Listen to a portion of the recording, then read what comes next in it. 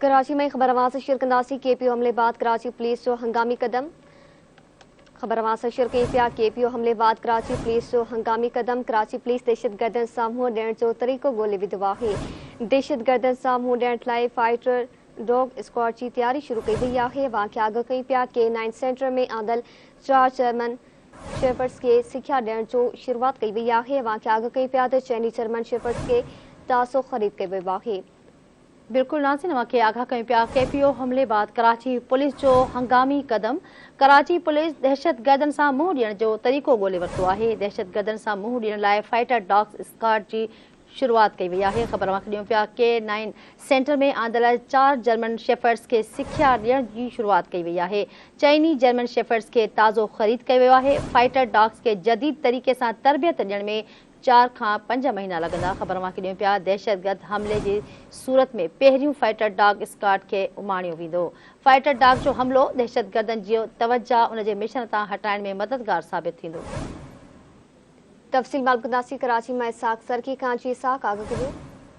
मारवी बिल्कुल केपीओ के हमले खां पोइ जेको आहे कराची पुलिस पारां हंगामी इक़दाम खयो वियो आहे, जंहिंमें कराची पुलिस पारां दहशतगर्दन सां जेको आहे मुंहुं ॾियण लाइ हिकिड़ो नओं तरीक़ो जेको आहे कढी वरितो आहे, जंहिंमें दहशतगर्दन खे मुंहुं ॾियण जेके आहिनि फाइटर डॉग जेके आहिनि ख़रीद कया विया आहिनि। उन्हनि जी तयारी शुरू कई वई आहे। जॾहिं त 9 सेंटर में आंदल जेके 4 जर्मन शेफर्ड डॉग आहिनि उन्हनि खे जेको आहे ट्रेनिंग बि ॾिनी पई वञे। जॾहिं त 4 जेके जर्मन शेफर्ड डॉग आहिनि उहे जेको आहे कुझु ॾींहं अॻु में ई ख़रीद कया विया आहिनि। जॾहिं त जेके वेड़ाका कुता आहिनि उन्हनि खे जदीद तरीक़े सां तरबियत बि ॾिनी वञे। जॾहिं त इन्हनि जी तरबियत में 4 खां 5 महीना लॻंदा। जॾहिं त दहशतगर्दन जे हमले जी सूरत में पहिरियों इन जेको आहे वेड़ाकनि कुतनि खे उन्हनि जे मथो वेड़ण लाइ मोकिलियो वेंदो। तंहिंखां पोइ जेके दहशतगर्दन उन्हनि जी तवज्जा ऐं मिशन खे ख़तमु करण लाइ जेको आहे इहे कुता मददगार साबित थींदा। जॾहिं त जेको स्क्वाड आहे कुतनि जो उनमें 4 खां 5 जर्मन शेफर्ड कुता आहिनि जिन्हनि जी नस्ल आहे, उन्हनि खे जेको आहे दहशतगर्दी जे दौरान जेको आहे उन्हनि जे मथो छॾियो वेंदो। तंहिंखां पोइ